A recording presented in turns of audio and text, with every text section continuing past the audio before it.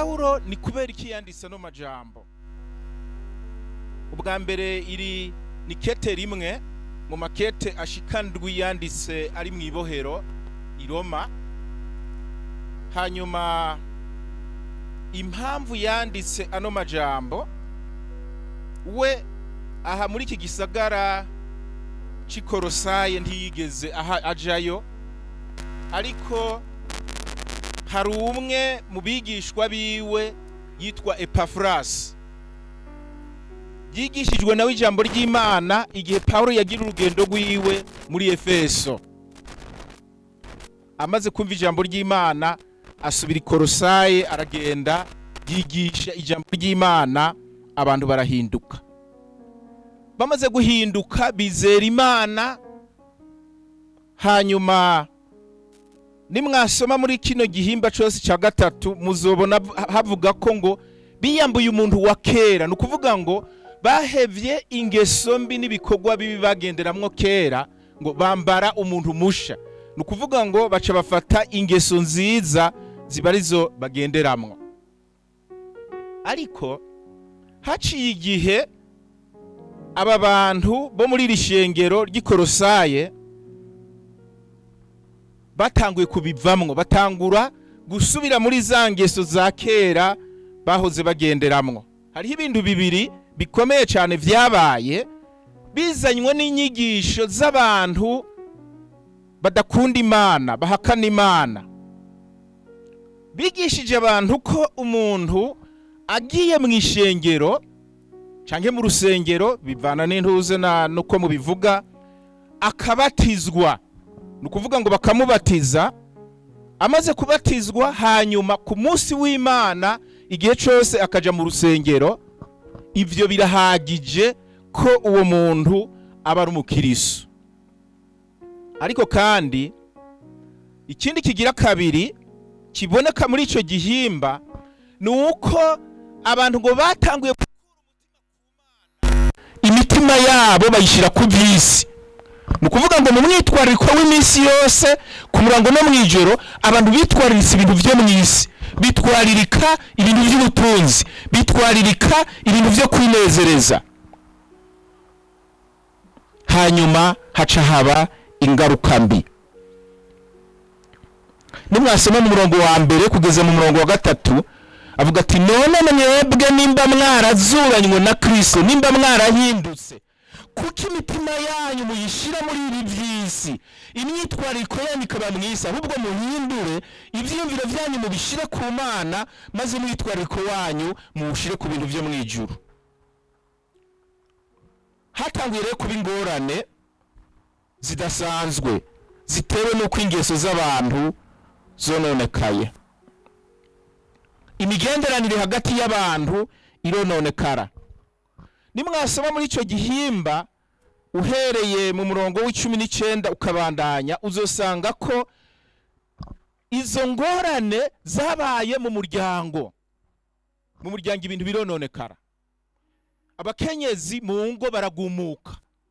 Nukuvuga ngo ntibasubira kubaha abagabo babo. Abagabo nabo baragumuka. Nukuvuga ngo ntibasubira gukunda abagore babo. Bituma mu muryango haba ibikomere bitandukanye. Nukuvuga ngo nimwasoma mu ntuze mu mirongo itangura munaza gusanga ko abagabo batanguye kuja mu ntuze kurondera abandi bagore. Uravise umugore akamuta kagenda karondera uwundi. Nukuvuga ngo binjira mu bintu biteye ubwoba cyane. Abana babibonye nabo baragarariza, baranka kumvira abavyeyi babo, baragumuka. Ndivyagarukiye ngaho n'abakozi nabo bo muhira, abanyezamu, abakora mu nzu, abagurano bari bahari, bose baragumuka, ibintu bimera nabi. Imigenderanire irononekara mu buzi, aho abantu bakora ntibasubira kumvikana. Ubukozi bw'ikibi rero bwabaye bwinshi, haca haba imivurungano. Paulo naho yarari mu ibohero yumvise izi nkuru z'ishengero harya Ikorosaye. abagendera mu ntuze muri kajya karere iki gisagara hiri ishengero ryari riri harageze igihe kirazimangana ndikikihari, ariko hamaze kuba imivurungano Epafurasi yagiye kugendera Pawulo mu ibohero iyo yari ari Roma, avugana nawe amubwira inkuru z'ibiriko biraba, aratangara yumvise ko habaye imivurungano n'ibintu bikomeye. Pawulo rero aca yandika rino kete, aravuga ati reka ndabandikire ubashira amakuru, kuko we mu byo yanditse muri iki gihemba ca gatatu vyose n'ibintu bivuga ku muryango.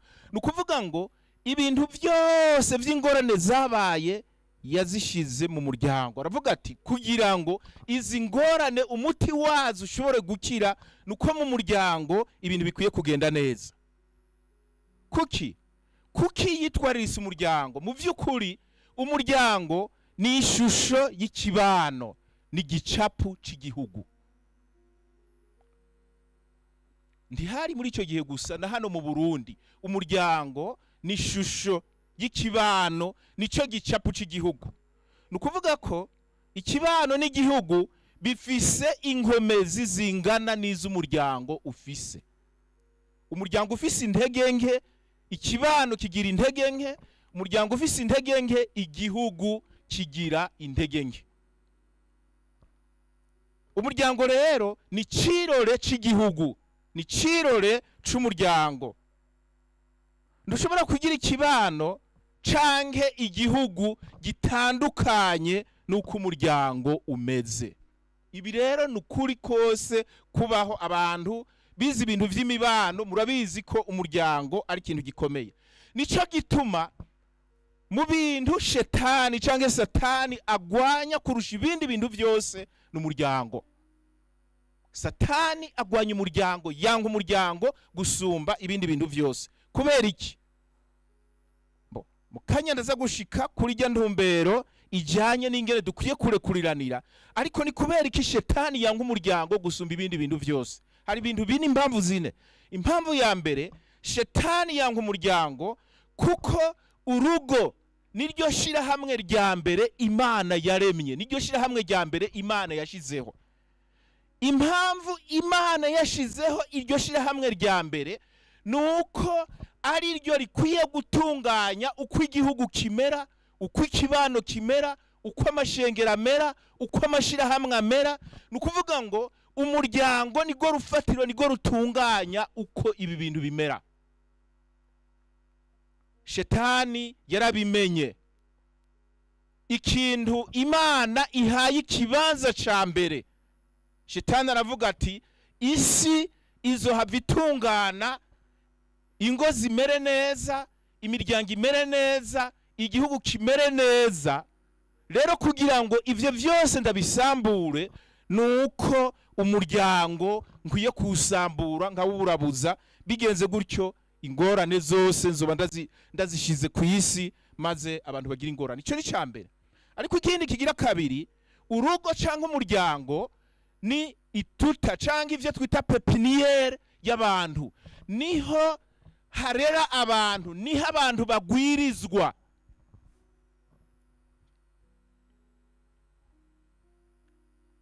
Hariho abajejwe ivy'uburimyi n'ubworozi hano, iyo wononeye ibintu hariya mwituta bikamera nabi, nukuvuga ko imbuto zimeze nabi, naho uje kuzitera ntizisubira kwama ibintu bimeze neza.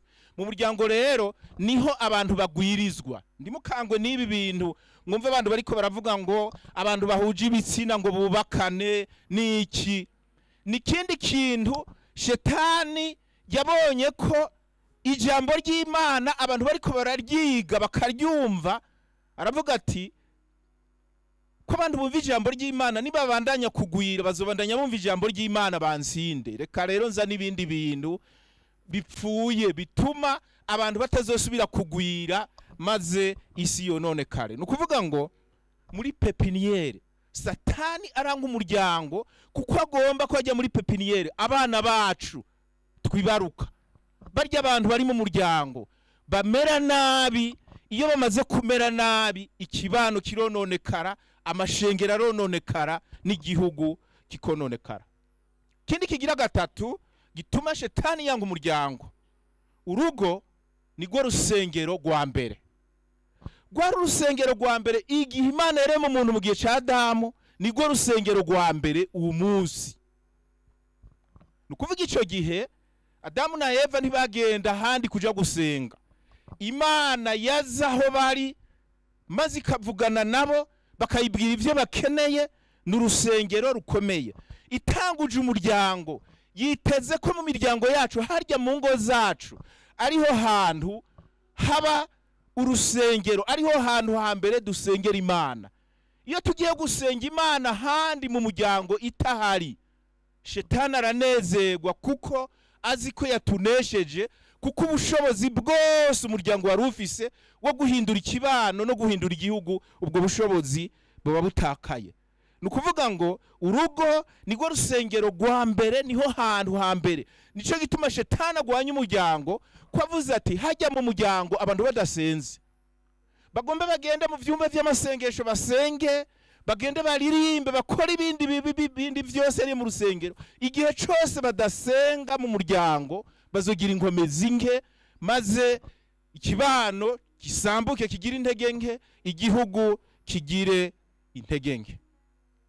Ariko ikindi kigira kane gituma shetani yanka umuryango, urugo canke mu muryango, niryo shure rya mbere. Ryari shure rya mbere mu gihe ca Adamu, n'uyu munsi niryo shuri rya mbere. Nta shuri nimwe iriho uko mwoyitunganya kose, uko twoyitunganya kose, nta shuri nimwe iriho ishobora gusubirira umuryango. Mu muryango hari umugabo akubita uwo bubakanye, abana bakavukira muri ivyo bintu babibona. Umujane yigeza kaminuza aronke n'impamya bushobozi zirenze zo hejuru, niyubaka atakindi kintu, atagira ubundi buntu, azokubita uwo bubakanye. Kuki? Kuko hariho ishuri yizemwo, ivyo bintu bimuja mu maraso, bitemba mu maraso yiwe. Nukuvuga ngo urugo niryo shuri rya mbere. Abafise Bibiliya muze murabe mu gitabo c'ivyakozwe n'intumwa mu gihimba ca 6 mu gisome cose, niho Imana yerekana ubushobozi bw'urugo n'umuryango ku bintu bijanye n'indero, ahubwo n'ubuhinga bwo kwigisha.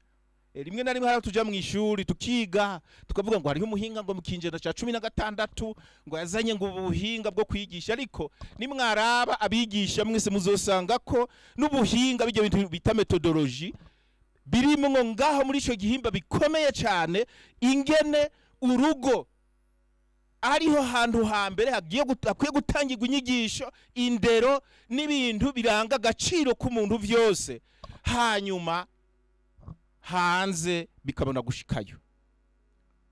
Paulo rero muri izi nyigisho ziwe aravuga ati mbo izi ngorane zose zabaye kugira ngo zishobore gutorerwa umuti, subira mu rugo, mugende mutunganye ibintu vyo mu rugo. Nimutatunganya mu rugo, ibindi vyose muzogerageza kugira bizopfa, kuko mu rugo niho ibintu bikirira, niho n'ibintu vyononekarira. Aca baha impanuro rero ku bintu bishika bitatu. Aravuga ngo muvane umutima mu vy'isi. Nabivuze ko biri umurongo wa mbere gushika murongo wa 3 muri ico gihimba. Hanyuma babwira kwiyambura ingeso mbi zose bakazireka, uhereye mu murongo w'8 ukagenda gushika mu murongo w'10. Maze ababwira kwambara umutima musha, ni harya rero guhera mu murongo w'12 ukagenda kugera mu murongo w'14. Aca babwira rero ati hariho ibintu bimwe bikomeye bizobereka ko ivyo bintu vyabaye. Nukuvuga ngo ibintu vyahindutse. Ingorane mubona mu buzi aho mukorera, ingorane mubona mu mashira hamwe, ingorane mubona mu kibano, ikizobereka ko zitorewe umuti. Mu murongo wa 18 muzobona ko babagore bahindutse basigaye bagamburukira abagabo babo. Muzobona ko abagabo basigaye bakunda abagore babo kandi ntibababere umururazi. Aho ni murongo w'19. Abana bazokumvira abavyeyi babo muri vyose mu murongo wa 20. Base ntibazoratsa abana babo kugira ngo abana ntibihebure mu murongo wa 21. Abashumba nabo bazokumvira bashebuja muri vyose mu murongo wa 22. Aravuga ati ivyo nimwabibona bizobereka neza ko ikibano canyu kigiye guhinduka.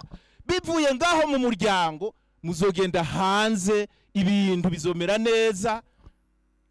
Mu kazi abantu bazokora bumvikana, ibintu bizoja ku rutonde rwiza. Tugaruke rero kuri iki civugo cacu kivuga ivyo kurekuriranira. Navuze ko kigira indwi mu bintu bitandatu yashize ku rutonde bitegerezwa gukorera hamwe no gufataniriza hamwe kugira ngo bigende neza.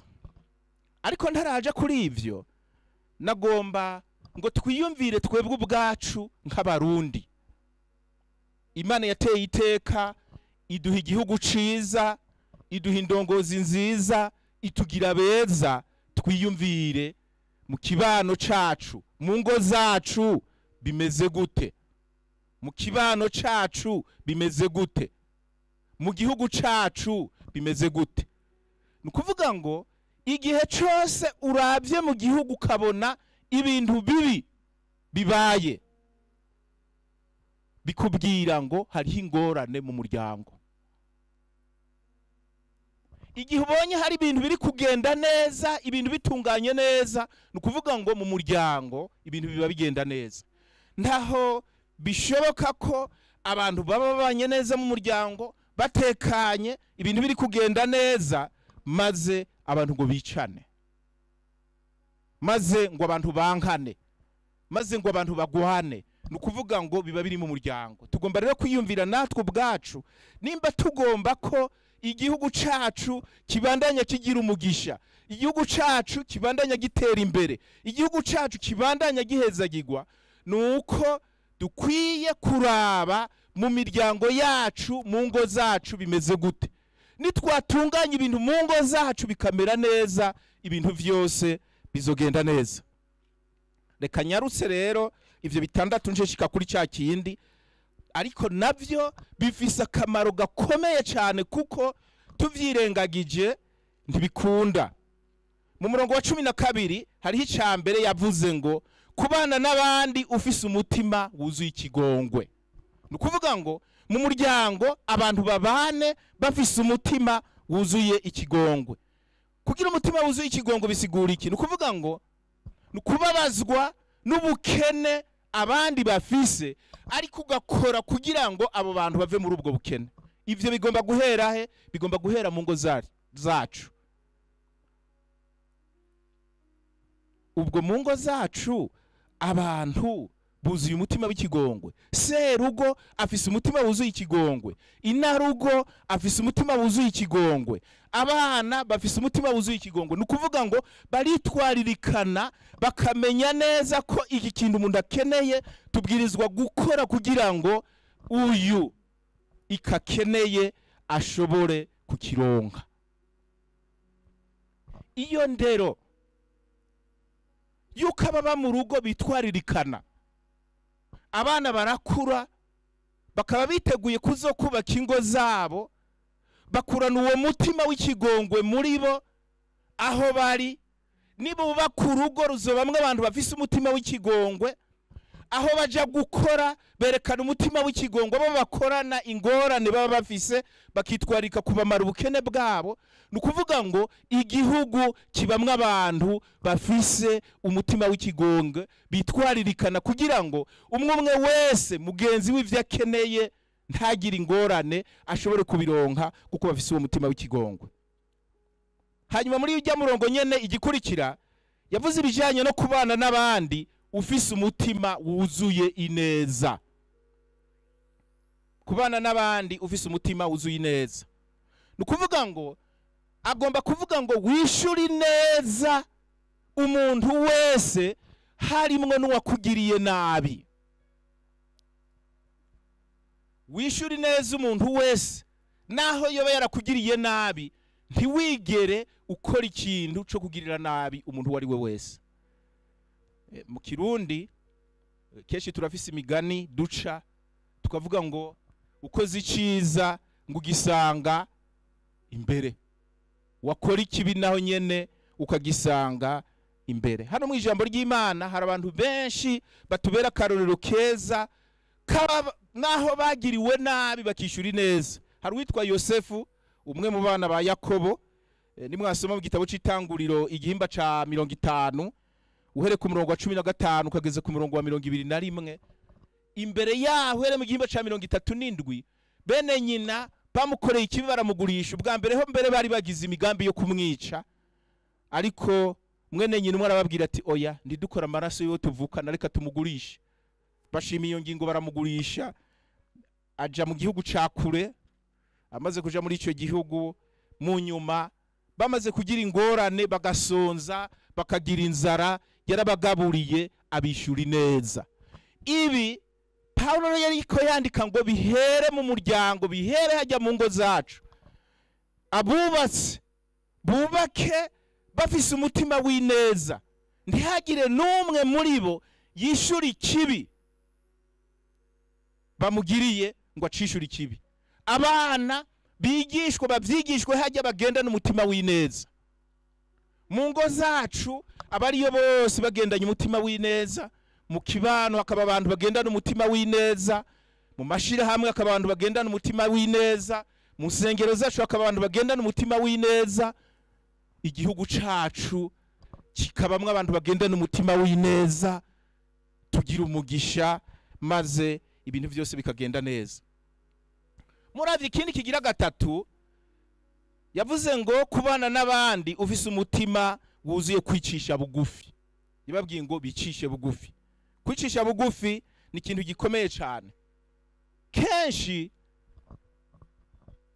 gukengerana, kugayana, gushira hasi abandi nivyo bizana ibikomere mu ngo zacu, bikazana ibikomere mu kibano, bikazana ibikomere aho dukora ibikorwa vya misi yose, bikazana ibikomere mu gihugu cacu.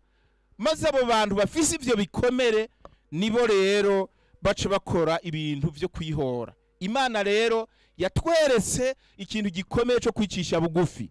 Mbere hano mu ijambo ry'Imana havuga ngo Kristo igihe Imana yamutuma ntiyaravye ko kuringanira n'Imana ari ikintu cyo kumirako, yicisha bugufi aringanira na twebwe abantu kugira ngo adushire hejuru, adushikirize Imana. Mu rugo Paulo ariko avuga ati ni abantu nibagenda bakicisha bugufi mu rugo, umugabo akicisha bugufi, umugore akicisha bugufi, abana bakicisha bugufi, abariho bose bakicisha bugufi, igihugu kica gitungana kuko kizoba kirimwe abantu bicisha bugufi. Icakane yavuze ibijanye no kubana n'abandi ufise umutima wuzuye gutekereza. Gutekereza ntaho bisigura gusasira ikibi indava canke gusasira indava ukayisasira ikibi. Gutekereza birafatanye no kwicisha bugufi, ariko nukudasaragurika, nukuvuga ngo nukudatwagwa n'ibigumbagumba, nukudatwarira hejuru.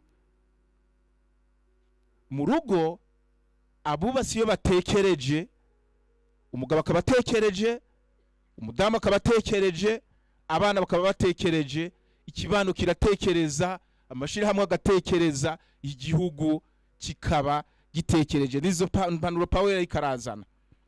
Ica gatanu nimwasoma mu rujya murongo kandi 12 na 13 havuga ngo kubana n'abandi ufise umutima wuzuye kwihangana. Impamvu Paulo avuga ngo tubane n'abandi dufise imitima yuzuye kwihangana, nuko azi neza ko igicumuro ca Adamu catwanduje tuba abanyantege nke, tugira intege nke, maze muri izo ntege nke turagerageza kugwana kugira ngo dukore neza, ariko bishitse akagira ibikorwa by'intege nke biba, avuga ati hajya rero mu rugo mwihanganirane, mwihangane, kuko hatabaye kwihangana kumbure serugo yagiye ku kazi, yari ku kazi hari abantu bakoze ibintu biramushavuza, atasha afise agashavu, hanyuma umukenyezi amwitegereje akabona ati uno munsi harababa, atihanganye haca haba ingorane. Ni ukuvuga ngo agomba ko twihangana, ingo zacu zibemwo abantu bafise umutima wo kwihangana, niyo ngeso nziza yo kwihangana. Cya gatandatu, kubana n'abandi ufise umutima wuzuye kwihanganirana. Hariho kwihangana no kwihanganirana. Ibi byo kwihanganirana nibijye twita tolerance. Ni ukuvuga ngo hano Pawulo icyo agomba kuvuga, agomba kwerekana ati papa na mama mwavyaye abana. Ni ukuvuga ngo ingene Imana yabaremye, we mu papa yakuremye utandukanye n'umudamu wiwawe, n'abana wavyaye nabo umwe wese Imana yamuremye afise ingene yihangana, ingene yiyumvira n'ingene abona ibintu. Igihe turiko turabatoza indero nziza, tubatoza indero twumva ko batandukanye natwe, kuko hari hano ushobora kugeragezwa gufata abana navyaye ngo bategeke kwiyumvira nk'uko niyumvira, bategeke no kugenda nk'uko ngenda, ingene ntambuka. Ariko hano ariko avuga ati abo bana rero naho bavyaye umwe wese n'umuntu atandukanye, ivyo twita unique. Ndashobora gusa nawe, ndashobora kwiyumvira nawe, kuko abantu bose mu Burundi biyumviriye nka jewe, huca haba ingorane zikomeye. Iterambere dufise mu gihugu, ibituma isi itera imbere, nuko umuntu wese ku ruhande rwiwe yamuremye atandukanye n'uwundi muntu abaho. Aravuga rero ati mwihanganirane. Kimwe mu biteza ingorane rero zitera zabikomere, njashika kuri kimwe c'indwi, kimwe mu biteza ingorane niki kintu cyo kutihanganirana. Naraba ibintu nkitegereza ngace ntangura kuvuga amajambo mabi. Ushase gutanga indero mbi, ushobora kuba utari vyiyumvira, ariko kenshi turabikora. Genda mu muryango uvuga ibintu bibi. Abakirisi mugenda gusenga, uvuye gusenga ni washika muhira imbere y'umudamu wiwawe n'abana biwawe, uvuge nabi patiri, uvuge nabi pasitori, uvuge nabi nyumba kumi, uvuge nabi musitanteri. Nukuvuga ugerageze gucokora uwo muntu, ucokore buramatari, ucokora umukuru w'igihugu. Iyo mbuto ubivye nimbi. Nukuvuga iki? Ni ikintu twita uburozi. Uburozi bizokugora ko abo bantu baburuka. Iyo turiko tuvuga abantu banka igihugu, abantu bakorera nabi igihugu, n'umuntu agenda mu muryango akavuga nabi abandi bantu imbere y'umudamu wiwe n'abana. Ndavyumva kandi ndabitahura ko twese turabantu, turabanyandegenge, turafise intege. Umuntu wese arafise intege ziwe, ariko uko zikosa izi intege z'aba bantu no kuguja gucokora abantu ukabivugira mu muryango, wabivye imbuto mbi. Mu bintu vyakomerekeje abarundi harimo ibintu vy'amacakubiri y'amoko. Ibi rero ntimwiyumvira ngo biba handi hantu, biba mu ngo zacu mu muryango.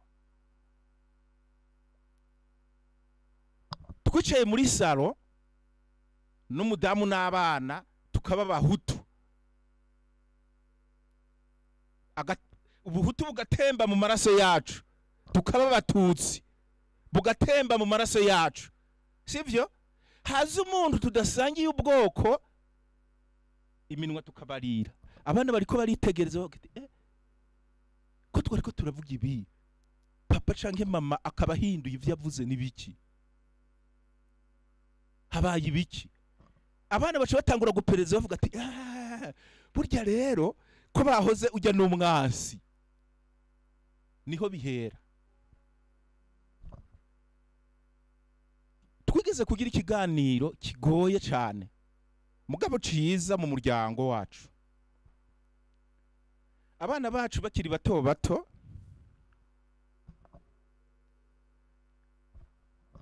umwana wacu w'umwigeme agira kabiri yari mu mwaka w'11 yari mu 12 yari muri seconde arataha ku mugoroba ashika muhira hajya duterama tugomba gusenga Imana yatubajije ikibazo aravuga ati papa ndafise ikibazo ati kandi ni byiza ko iyo dukoranye mu muryango tuganira tukabazanya ibibazo twabifashanya nagomba mfashe turabahutu canke turabatutsi.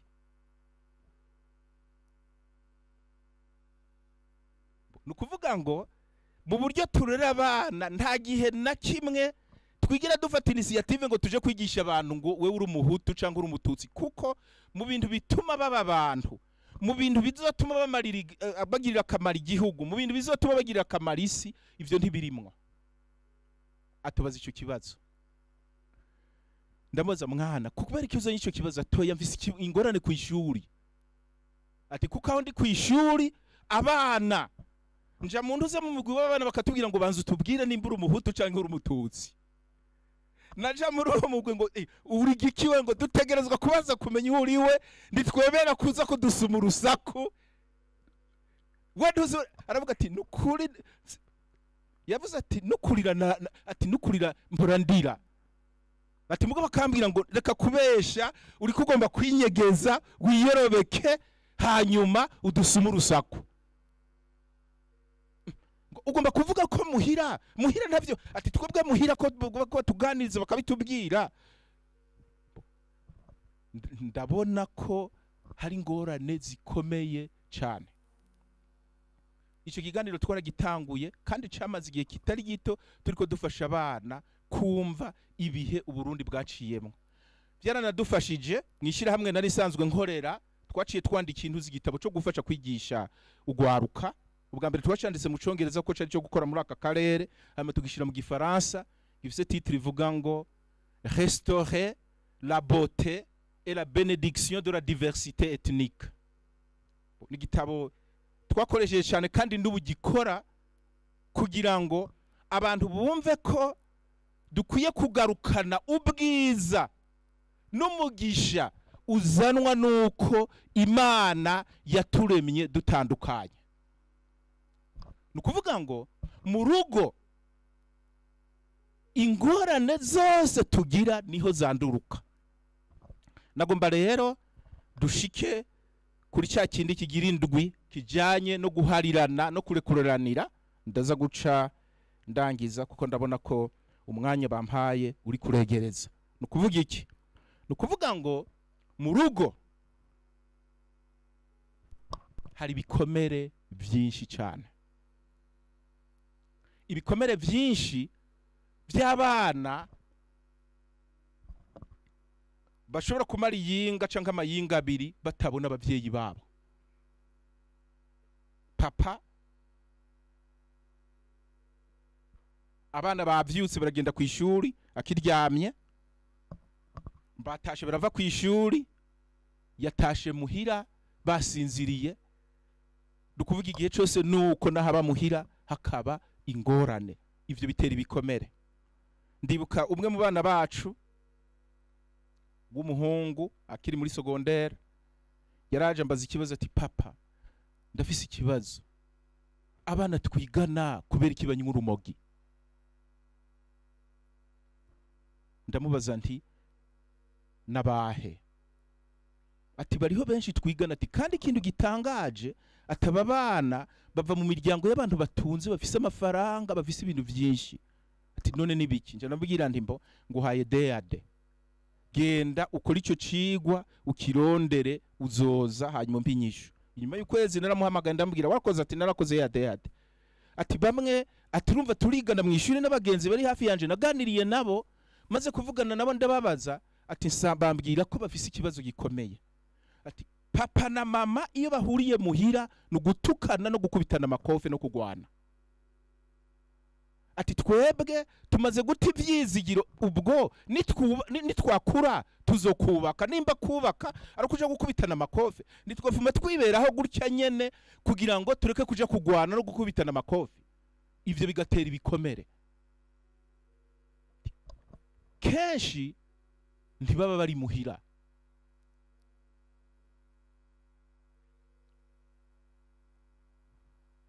baragenda. Ati iyo wikanguye nko mwijoro ukumva umunyezamu ari kabugururira baza binjira muruze muhira, ati haraho twiyumvira ubwo buzima nibwo buzima twe dukwiye kubaho, nibwo buzima dukwiye kubandanya kubaho. Ndamubaza, none vyakwigishije iki? Vyanyigishije ko muntu uze mu mungo no mu miryango hari ingorane zikomeye. Ahantu hari izo ngorane zikomeye ngizo niko ibintu bimwe biba mwijoro hatabona, ariko ndushobora kwitega ko abikibano ciza gikomeye. Ndushobora kwitega ko igihugu gikomera igihe ingo zidakomeye. Nukuvuga ngo hari ibintu byinshi cyane mu ngo zacu bikomeretsa abana, bigakomeretsa abubatse. Mu 2008 twakoze icigwa ngaha mu gihugu cy'u Burundi mu ngo z'abubatse, ariko cyane cyane abantu bitwa bakiriso. Ibintu twasanzemwo byabaye ibintu biteye ubwoba.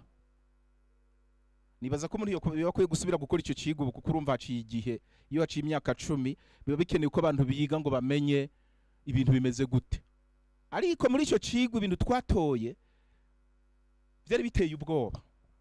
Twasanze ngo abagabo 51% bakubita abagore babo. Abo n'abantu b'abakirisu mu vyumve, n'abantu b'abakirisu bakubita abagore babo.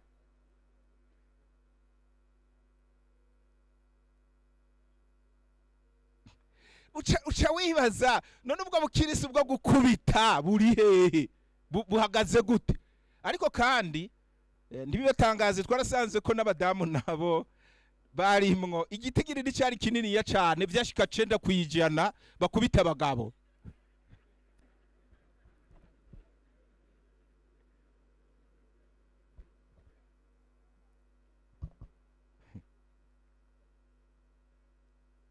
Dusanga ko ibice bishika 73% vy'abagabo bakoresha ubutunzi bwo mu muryango batagishije inama abo bubakanye. 73%. Ibi ndiko ndabivuga ngo mwumve ibintu bitera ibikomere. Ivyo bikomere bihari duciye dufatanye amajambo tukayasoma ngo muramutse mutase mwengengane. Kwengenga umuntu afise ibikomere biragoye. 73% bakoresha ubutunzi bwo mu muryango batagishije inama abo bubakanye.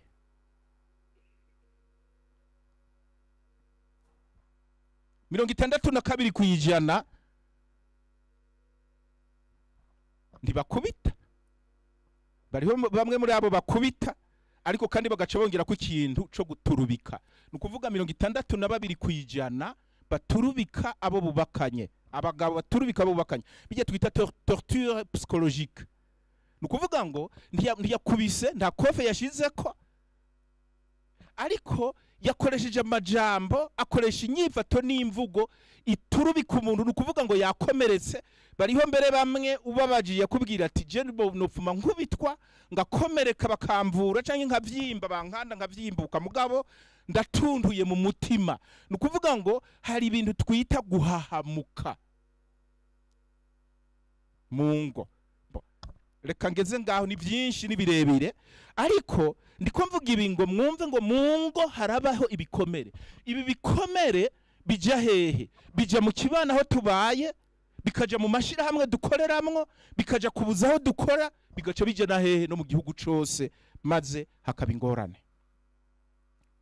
Duteranije vya bindi bintu vyose ko ari 6 rero Paulo rikarahanura avuga ati ivyo bintu rero mubikoranye mubishire hamwe, hanyuma rero mwige gutorera umuti amatati mutiriwe muragwana. Nukuvuga iki? Nukuvuga ngo muharirane. Reka nsubire nsome ano majambo. nuko rero nk'uko bibereye batoranijwe n'Imana bera bakundwa nayo, mwambara umutima w'ikigongwe, ineza, ukwicisha bugufi, gutekereza no kwihangana, mwihanganirana, muharirana, umuntu yagize icapfa n'uwundi nk'uko umwami wacu yabahariye, namwe abariko muharirana. Imana yaduhariye gute? Usomye mu Baroma mu gihimba ca 5 ku murongo w'8 havuga ngo Imana yatweretse urukundo dukunda kuko Kristo yadupfiriye tukira abanyabyaha, ntitwari bwagororoke,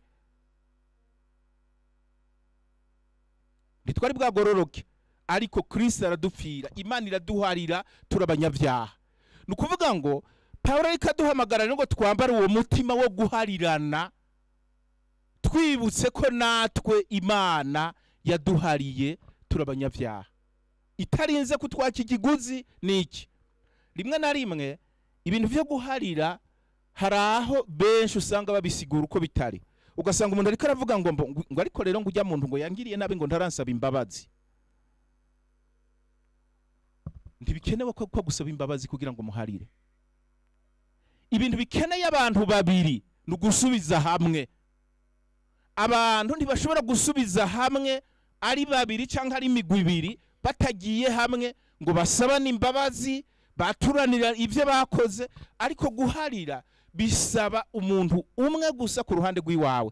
Kandi usomye mu ijambo ry'Imana hose, ijambo ry'Imana ryigisha ko dukwiye guharira bigirira akamaro bwa mbere uwo muntu atanze imbabazi, kuko we wanse gutanga imbabazi. Hariho abandi bantu benshi muri iki gihe bagenda n'ibikomere mu mitima yabo bitewe nuko hari umuntu yabagiriye nabi banka kumuharira.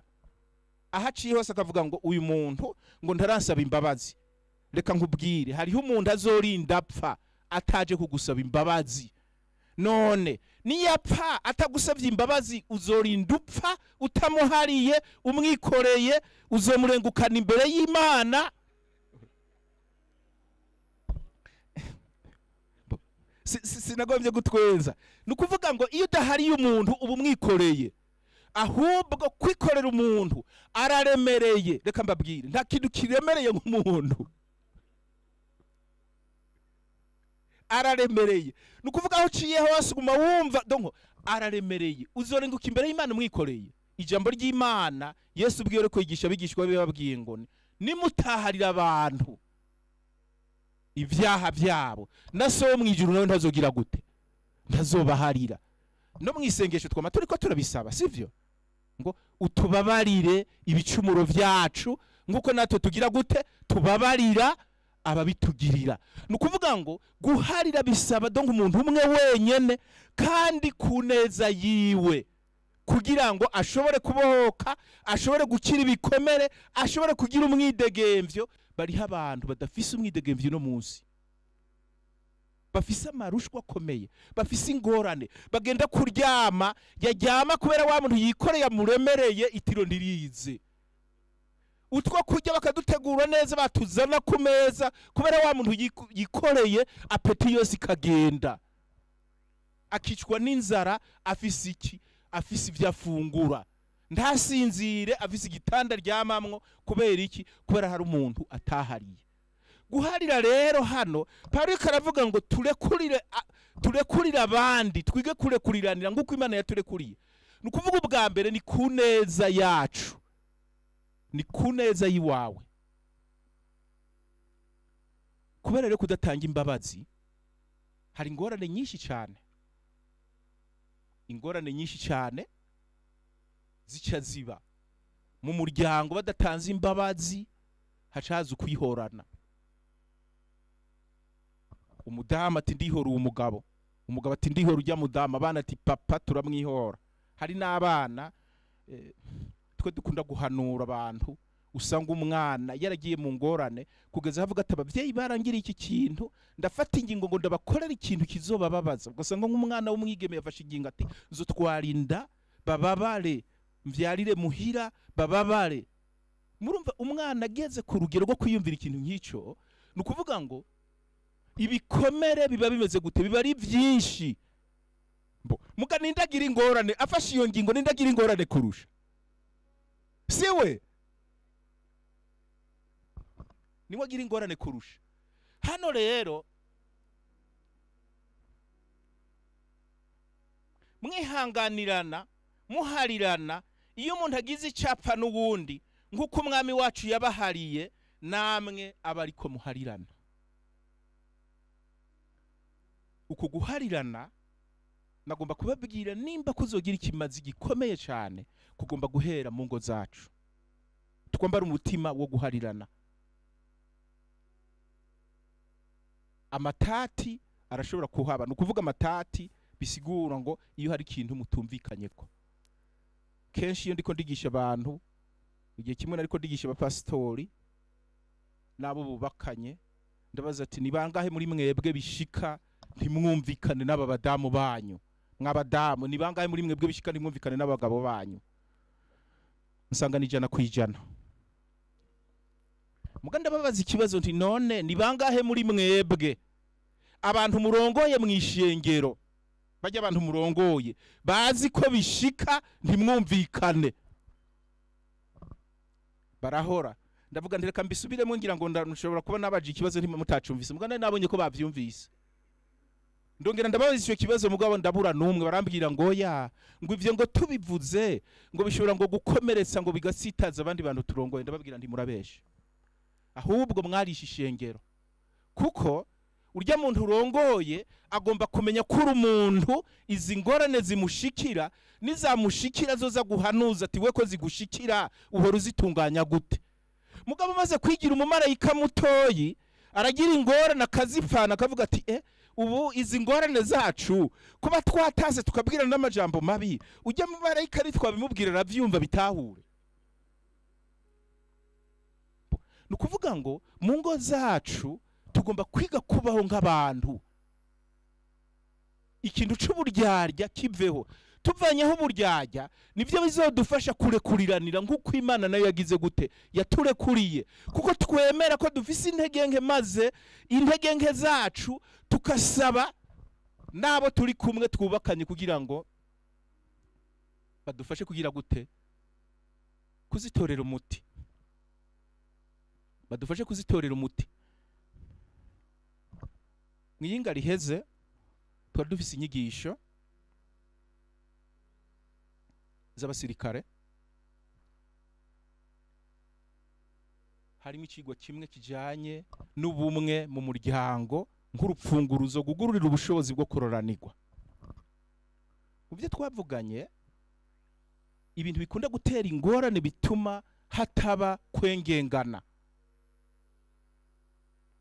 Iyo duhanura abantu, umudamu n'umugabo wiwe baje gusaba impanuro, ugasanga ubajije umuti we none uwo muntu uramukunda, ati ndamukundije na kwijana, undi ati none nawe uramukunda, ndamukundije na kwijana, kuko ugomba kwahukana nawe, ati we n'igishwa ngumo. Nukuvuga ngo ntiyumva, ndagomba kumva, mugabo je ndamukunda ngomba kubana nawe. Ndababwira nti ngorane iyo rero ugerageje kubumvikanisha, ugasanga umugabo ariko aravuga, umudamu ahari ameze nk'umusirikare ariko arashira amasase mu ntuze mu nkoho, sivyo?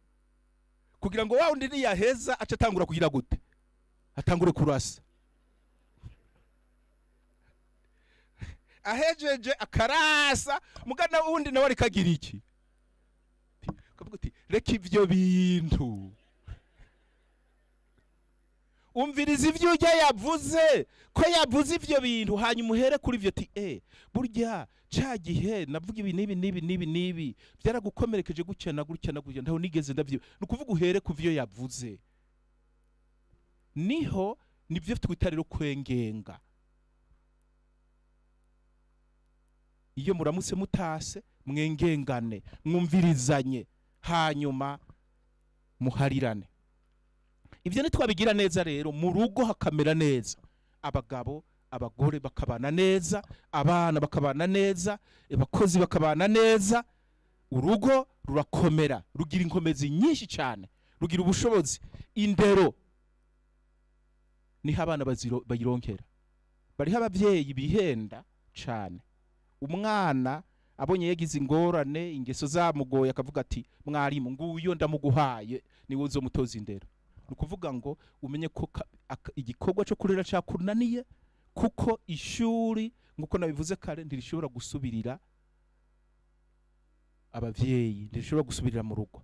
Urugo rero rurakomera, iyo rukomeye amashengero arakomera, ikibano kirakomera, ibintu byose birakomera, hanyuma n'igihugu gice kigira gute, n'igihugu gice gikomera. Nivyo rero Paulo yereka arababwira, ariko indunduro ya byose yo guharirana no gusubiza hamwe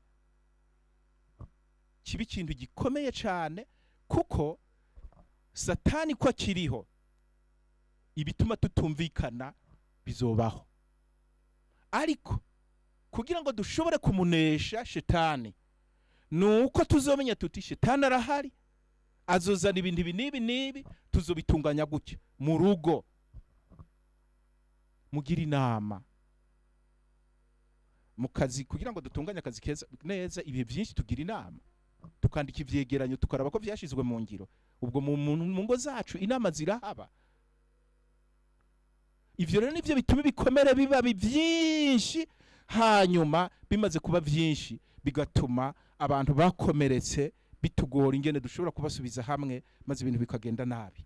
Nuko Imana irushirize kubahezagira, Imana ihezagire ingo zacu, Imana ihezagire igihugu cacu c'u Burundi, Imana ihezagire indongozi zacu, Imana idufashe twese kugira ngo dusubize hamwe mu ngo zacu, dusubize hamwe nabo twubakanye, duharirane nabo tubana, hanyuma ibindi byose Imana izo biduhera umugisha vyikore, hanyuma igihugu cacu kirushize gutera imbere.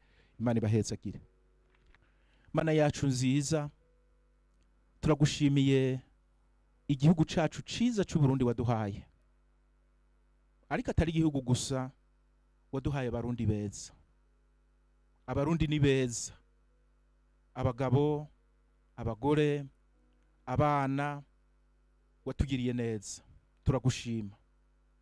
None rero kuri uyu munsi turi muri uyu munezero wo kwifatanya n'umuryango w'umukuru w'igihugu cacu, wamuteye iteka akaba maze umwaka wose aturongoye neza hano mu gihugu cacu,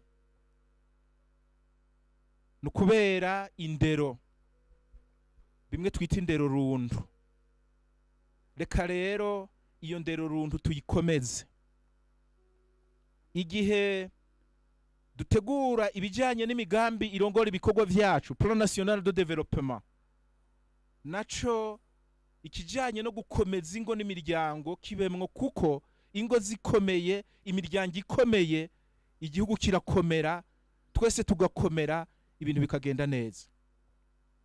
Uhezagira indongozi zacu, uhezagira abarundi bose, guhera ku mukuru kugeza ku mutoyi, udufashe kunesha ibibi biva ku mwansi Satani, uduhe guharirana, uduhe gutunganya ingene tubaho mu buryo umwansi Satani tumwirukanira kure yacu, igihugu cacu kizogira amahoro, kigira umutekano, kuko vyose bizoba biri mu rutonde bwiza kubw'icubahiro c'izina ryawe.